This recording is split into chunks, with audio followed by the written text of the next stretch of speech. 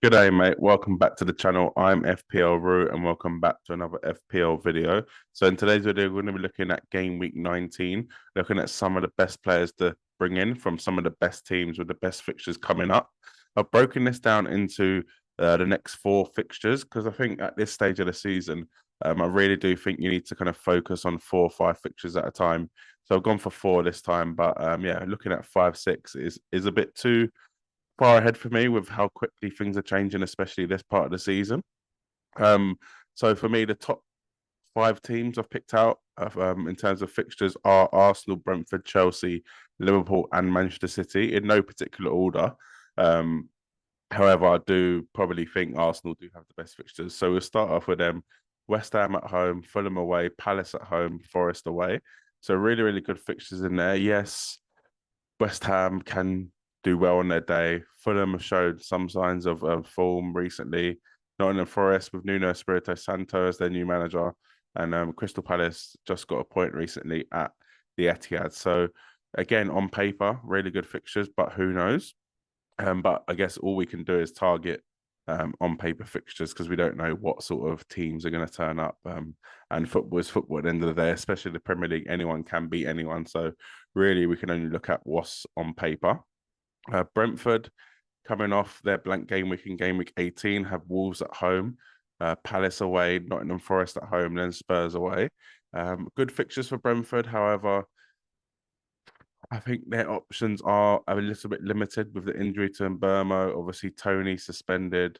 A few injuries. Henry was got injured as well. Their left back, who was an option at some point last season, even this season. So Brentford, although they have good fixtures, I think their options are limited. But we will touch on a couple of their options later on in this video. Chelsea, Palace at home, Luton away, Fulham at home, Liverpool away. Good fixtures for Chelsea. I think the first 3 obviously do stand out. 2 home games against Palace and Fulham, and then away against Luton. But again, we just don't know what Chelsea are going to turn up. But we will be recommending a couple Chelsea players to bring into your teams. Liverpool, again on paper, in terms of FDR, in terms of fixture rating by FPL, not the best looking. But when you actually deep dive into who they're playing, I don't think it's actually that bad. Burnley away. Burnley have been terrible this season. Newcastle at home. Newcastle have been terrible away from home this season. Bournemouth away, and then Chelsea at home. Again, we don't know which Chelsea are going to turn up, and you've got to fancy Liverpool at home. So their tougher games are at home. So I actually think Liverpool have a good run coming up. City as well, Everton away, Sheffield United at home, Newcastle away, and Burnley at home. Everton and Newcastle away could be tough, but City need to be winning these games, especially as they have dropped off in the kind of title race recently, having drawn against Palace in game week 17 and only won one in their last, was it 5 or 6 Premier League games? And obviously they do miss a game week because they're playing in the Club World Cup. So crucial games for City, and you've got to expect them to win, especially now Kevin De Bruyne is back in training. Haaland potentially could be back in the team. It doesn't look like he played that much in the Club World Cup, but yeah, he should be back in the team. But now we'll go through each team and look at what players you should be bringing in. Now, I highlighted 2 options from each team, just to give you a bit of variety. Also, this is actually being recorded before game week 18 has happened. So some of the games have not finished. So I'm not too sure if there has been injury. So that's why I'm giving you 2 options. Just so if one is injured or is suspended, you have another option to go for if you are looking to target these teams. Yo, listen up, Rue is stepping up the game, where fantasy Premier League runs in his veins. From transfers to captains, he's always on top, guiding you through every game week non-stop. They say Rue got that Salah flow. Welcome to the channel, enjoy the show. Wild cards, free hits with so much vibe. If you're hunting for success, then make sure you subscribe. So first up, we will start with the Arsenal players. So we'll go for the Arsenal captain first of all. So it is Martin Odegaard coming in at 8.4 million and 14.8% owned. Like I said, the fixtures for Arsenal do look really, really good coming up. On paper and in kind of real life, they look really, really good. Home to Palace and home to West Ham, away to Fulham, away to Nottingham Forest. Odegaard has had a bit of a, I guess, mixed season. He started off okay, Then he kind of got dropped for a couple of games. Then he got injured for a couple of games. Um, so, but now I think he's back and he's back to his best. He still scored 4 goals, 3 assists at a time of recording this season, and I do think he's had a lot of chances recently. So looking back at his expected goals and expected assists for game week 17 and 18 and 16. So expected goals against Brighton was 0.42. Expected goals against Villa was 0.38, which is really, really high considering he didn't actually score. So I do think Odegaard is a really, really good option. And I think he is getting into more attacking spots, taking more shots, getting in more dangerous positions.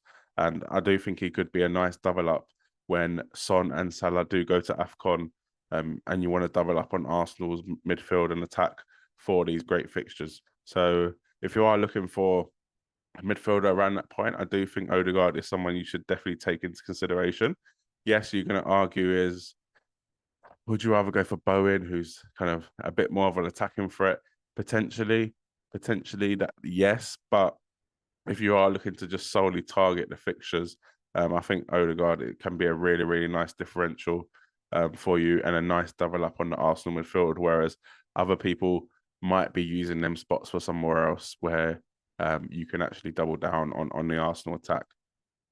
So next up is Gabriel Jesus. Speaking of Arsenal forwards, last season we did start the season with him, but this season he was injured, so we didn't actually get to own him.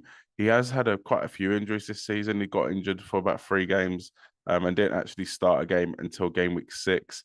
And then he got injured a lot in game weeks 10, 11, 12, where he didn't start a game. And it's only now he's gone on a consistent run of games, but it's clear to see that when he is fit, he does start. In terms of goals, he started 9 games and he's got 3 goals, 2 assists. Not the best, I'd say, if I was being kind, but I do think he can be a nice differential.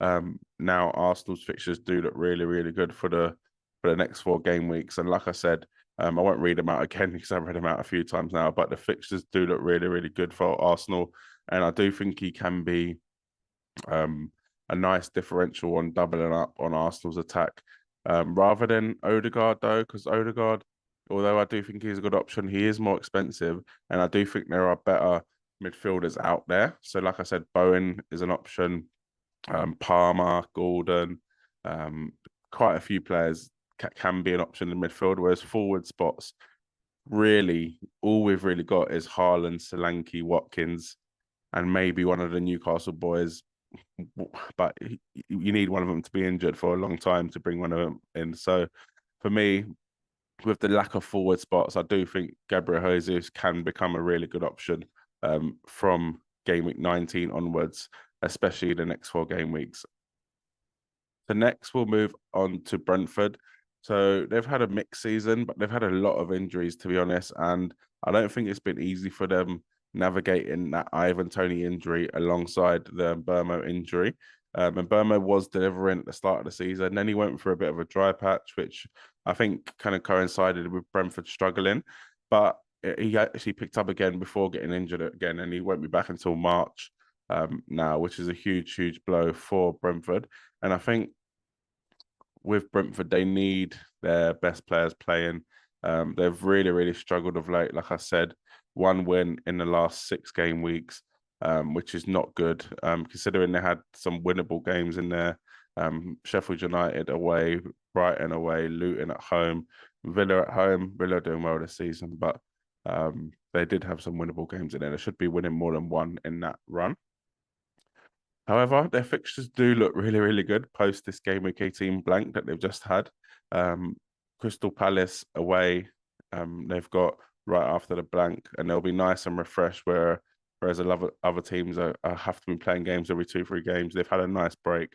They've actually got a really, really nice fixture coming up from game week 19. Like I said, Wolves at home, Palace away, Nottingham Forest at home, Spurs away. So yes, Spurs away is a tough game, but the next 3 fixtures look really, really good for Brentford. And even following that, they have got Man City. So it could be a time to jump off, maybe a 3 game week punt.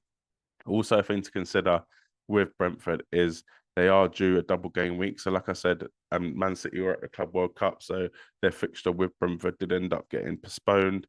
We don't know where that's going to go, and that could go anywhere really before game week 25 or even after, but probably before game week 25. So it could be a nice idea to jump on a Brentford player now. And I think Pinnock can be a good option that you can have on your bench. You can play in the good game weeks in the good fixtures for Brentford. He's cheap enough to sit on your bench, 4.6 million, 4.2% owned. And I think Brentford's defense is actually not too bad this season. I think no one's really stood out, but neither's Brentford, to be honest. They've lost quite a few games recently, but towards the start of the season, they did pick up a few clean sheets. And I think Pinnock can be an attacking threat too. He's only got one goal, but in terms of bombing forward, I think he can be that for Brentford and can be an attacking defender. So yeah, definitely an option that you could bring in if you do want to target these next three fixtures for Brentford. So next up is kind of the only forward Brentford have left. So Wissa, he's definitely going to play now that Mbeumo's out. Yes, there could be an argument that Neil Mopai is going to be playing up front and maybe Wissa might lose a few minutes. But for me, I think Wissa is first choice. And I'd be looking to go for him if Brentford's double game week does get announced. Like I said, their fixtures do look really, really good from game week 19 onwards. Wolves at home, Palace away, Forest at home. You could argue that they have too many injuries. They got Jensen injured, Henry injured, Burmo injured, Toney suspended. They do have a lot of injuries, and that could mess up their flow of the team, which we've shown they've only won one in the last 6 game weeks. However, I think Brentford are smart enough, and I think they have enough experience to turn things around. We've seen them go through bad patches in the Premier League over the last couple of seasons. We've seen them turn it around and have good runs. And I think 5.8 million is a really, really good price for Wissa and can be a nice differential if you are looking to maybe upgrade your third striker slot just to have that extra bit of security in terms of a bench player. I wouldn't say start him every week. I think for the good games though, I think definitely Wissa is a player that can be started and can play and can actually deliver. I think he's been really unlucky this season, although he has got 3 goals, 2 assists, which is not enough. Don't get me wrong, it's not enough, but I think he has been quite unlucky with a few chances, and potentially now he could be on pens. We're not too sure, but he could be on pens. But again, if that double game week gets announced, then I think Wissa can be a nice option as a first striker. The next up, Chelsea with Palace. I feel like every team in this list has got Palace at some stage, but Palace at home for Chelsea right after game week 18. Then they do play. Let's get it up. Then they do play Luton away, Fulham at home, and then Liverpool away. So 3 really nice fixtures for Chelsea. They are again a mixed bag. They win one, they lose one, they win one, they lose one. But you got to fancy them at home against Palace and against Fulham, and then an away game against Luton. You have to kind of fancy them for them fixtures. I think Gusto can be a really, really good option. And I think with the injuries Chelsea have in their defence now, with Reece James injured, Chilwell injured, Cucurella injured, Colwell went off injured recently as well, in the Carabao Cup. I think with them sort of injuries, I think he is looking very likely to start. He actually started off the season doing really, really well. I thought he was going to be an absolute bargain. Every time Reece James got injured, he started 6 games this season, and obviously he got 2 assists against Luton at home, a massive 14-point haul, an assist and a clean sheet, 2 assists and a clean sheet. However, since Reece James has been injured, he hasn't actually started, which is a little bit worrying. But I think with more injuries mounting up and with Chelsea not having that attacking threat from left back because of the injuries to Chilwell, to Cucurella, they're probably going to have to play Colwell there, who is now injured himself. I think because of all of that, I think Gusto does start and does get a run of games. And again, at 4.1 million, you can afford for him not to start. You can afford to have him on your bench. You can afford to use him in only the good fixtures. And we know, for me personally, okay, the stats maybe don't show that. 2 assists though in 6 is not bad. 6 starts. For me, he does look really, really good. I wouldn't say up to the Reece James level, but he does look really, really good. And I think when he does get us run of games, he will be a really, really exciting FPL option. And I think that is coming from game week 19 onwards. I'll definitely keep an eye out in game week 18 to see if he does start, if he does come on. Even if he doesn't, I think he will start in game week 19 because of the fact the games are coming thick and fast and they're going to have to utilize their squad, especially with the amount of injuries Chelsea have. So for now, I'll probably just keep an eye out, but definitely a player you should be looking, at least having on your shortlist just to see if he does start getting a nice run of games.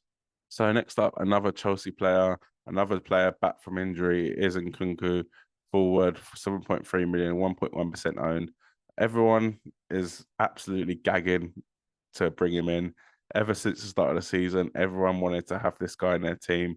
Yes, he did very, very well in Germany, but we've seen players in the past come from Germany, like Timo Werner, and do absolutely terrible in the Premier League.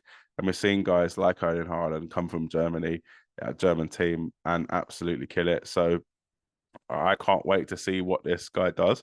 I do think he could be a nice differential. And with them fixtures again, look really, really good for Chelsea. For me, though, it would just be a wait and see. It did come on in the Carabao Cup in between game weeks 17 and 18, but I will just wait and see how not only does he start, because as soon as he starts a game, a lot of people are going to rush to bring him in. For me, I'd want to see how does he react to starting a game. He's been out for a long, long time. He got injured in pre-season, and it's 4 months later now. So it's a long, long time. It's a new club. It's a new system. It's a new manager. It's a new country. I just have to wait and see how he settles in.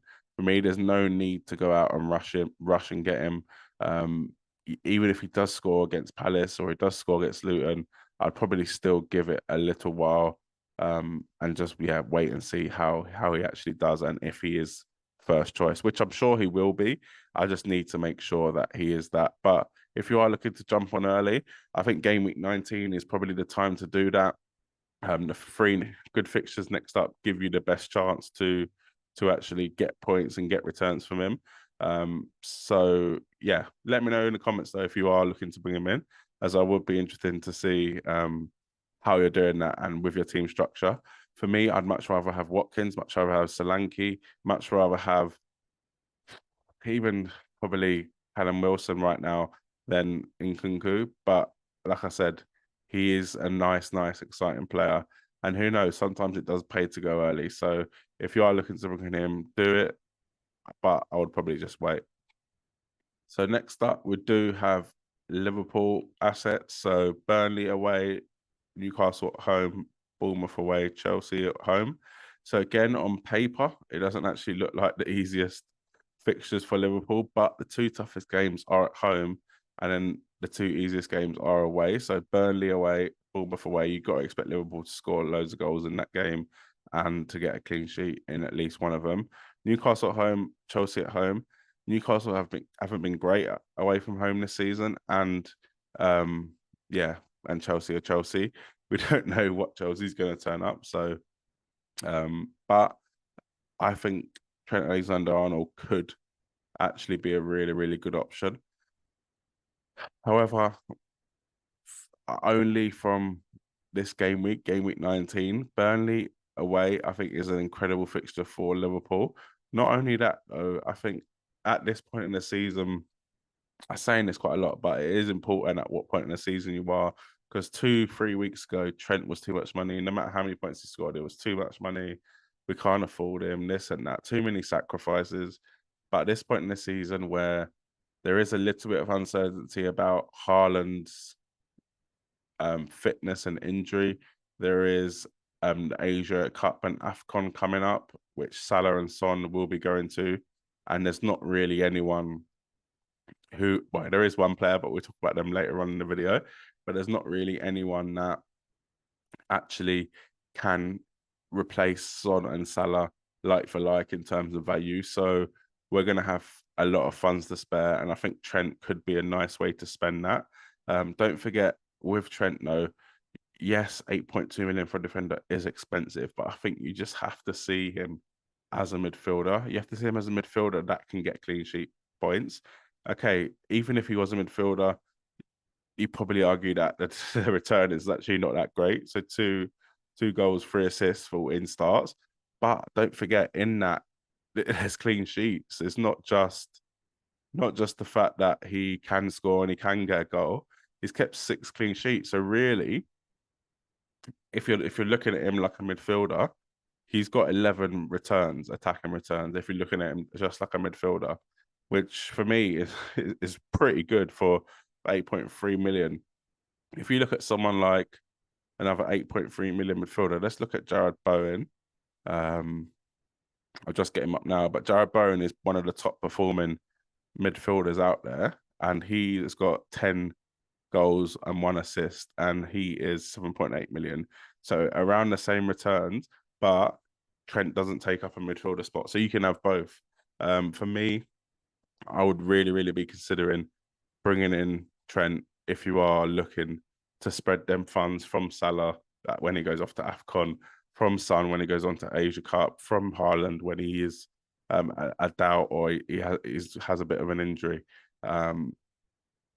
Trent, I think, can be a season keeper. We've seen how attacking he can be, and we've seen how good Liverpool's defence is this season as well. So he is someone I am considering, and I think you should consider too.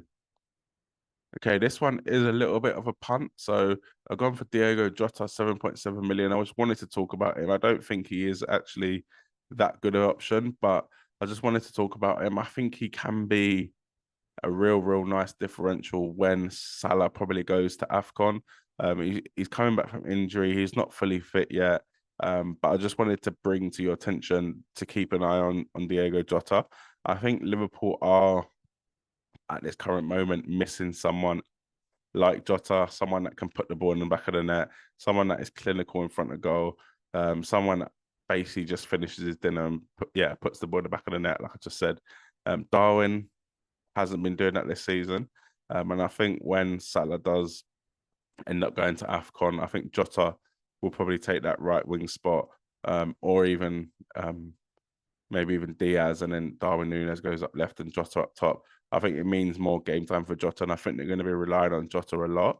For now, though, I'll probably just wait and see until when Salah does go to AFCON. But I just really wanted to bring it to your attention as there's going to be a lot of, I guess, like I said, money going around. There's going to be a lot of people looking for replacements for Son and Salah. I would just bear in mind that Diogo Jota is coming back from injury soon, and I do think he can be a really good option for Liverpool and for our FPL teams. The next up, we've got Manchester City with probably the best fixtures on the list. So Everton away, Sheffield United at home, Newcastle away, Burnley at home. So some 4-0s in there, some 5-0s in there I can see for Man City. If they do decide to turn up this season, obviously they're in a bad run of form. Probably at this current moment, they're probably lifting the Club World Cup, but I'm talking about the Premier League. They're in a bad run of form. And I think it has a lot to do with the two players I'm going to talk about next not being there. John Stones, I think, is a real crucial part for Manchester City. I think no one else can do his job. He's been missing for a lot of the season. He's had other players come in and try and do his job. He's had a Kanji try and do it. When I say his job, I mean playing in defence but stepping into midfield and being next to Rodri, being that midfielder next to Rodri. He's only started 4 games this season, but we've seen from last season that he can get attacking returns. We've seen City can go on a run and keep loads of clean sheets.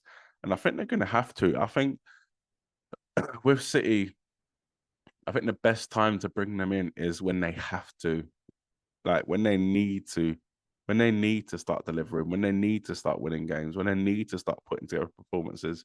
I think when you expect them or when the pressure's off, I think they start to maybe lose a bit of interest. but now they're in trouble. They need to start winning games to be able to win this league. And I think when they come back from the Club World Cup, they're going to be raring to go, and they need to go on a run. With how good Arsenal have been already this season, without even being good, with Liverpool showing signs of maybe being back. Aston Villa are up there too, obviously, which I don't think will end in a title race, but who knows? I think City need to go on a run and they need to win these next 4 games, specifically. For me, I think John Stones is a crucial part of that. So I do think he will be starting. He's just come back from a long-term injury. Then he got rested a couple of games and came off the bench. But I think from game week 19 onwards, I think City will see this as a new season almost. It is halfway through the season, so I can see why they might try and use it for that. But I think John Stones is a crucial part of that, and I think City are going to turn things around and start keeping clean sheets. And John Stones can always get attacking returns. So if you are looking for a defender, I would highly have a look at John Stones at 5.3 million and only 3% owned. So another player that has been absolutely key for Manchester City over the last few years is Kevin De Bruyne. He is their best player. 10.2 million is down to 1.6% owned. He was pictured in training. Maybe game week 19 could be too soon for him, but like I said, with the game weeks coming thick and fast, this can be transferred onto game week 20. These kind of tips and these sort of talking about players. I think De Bruyne is the absolute perfect replacement for Salah when Salah goes to AFCON. I think it's almost too perfect. It's ready made. He's coming back to training. In a couple game weeks, Salah's going off to AFCON. De Bruyne will have a couple substitute appearances, a couple games under his belt. Perfect to slot into Salah while Salah's in AFCON. And then when he comes back, maybe look at what else you can do in your squad to get both of them in, or take out De Bruyne then. Yes, De Bruyne does go through patches, I'd say. But for me, the assists are consistent. And I think they're consistent completely throughout the season. I think a lot of people fail. I think the word is fail to notice how consistent De Bruyne is with the clean sheets. They see him go through patches of goals or patches of assists or just like patches. But for me, I'll just get it up now because I think he is undervalued as an FPL option. So let's take it's incredible. I don't know if anyone's looked at this before, but your mind's gonna be blown. So 22-23, 7 goals. Yeah, okay, that's great, but it's not worth that money, right? 18 assists. 18 assists. Incredible. 21-22. 15 goals. How many assists? 8 assists. 23 attacking returns. That is ridiculous. In the season just gone, 25 attacking returns. Okay, 2021. Yeah, 6 goals, 12 assists, 18 attacking returns. 19-20, 13 goals, 23 assists. It's like it's not real. 23 assists. It's like it's not real. And then you go back to 17-18, 8 goals, 18 assists. 16-17, 6 goals, 21 assists. 15-16, 7 goals, 10 assists. The guy is ridiculous. The guy is a season keeper. I think he's so undervalued in FPL. His assists and even his goals just don't get talked about enough. Having a player that can chip in with a minimum of 3 points near enough every game week from getting an assist is just, it's priceless. And I think De Bruyne this season could come in and absolutely shake things up in FPL. He could be the replacement for Salah when he does go to AFCON, and Salah might not be able to get in. I don't know, but I think with these fixtures, I think De Bruyne is a player that we need to be looking at. Let me know what you think in the comment section below. Is it a bit too early, though, to be thinking about De Bruyne? Possibly. But yeah, let me know in the comment section below. If you'd like this video, smash a like. I'm a little bit ill, so sorry for the croaky voice. If you are celebrating, I hope you have a Merry Christmas and a Happy New Year. And I'll catch you in the next video. Good luck for the game week.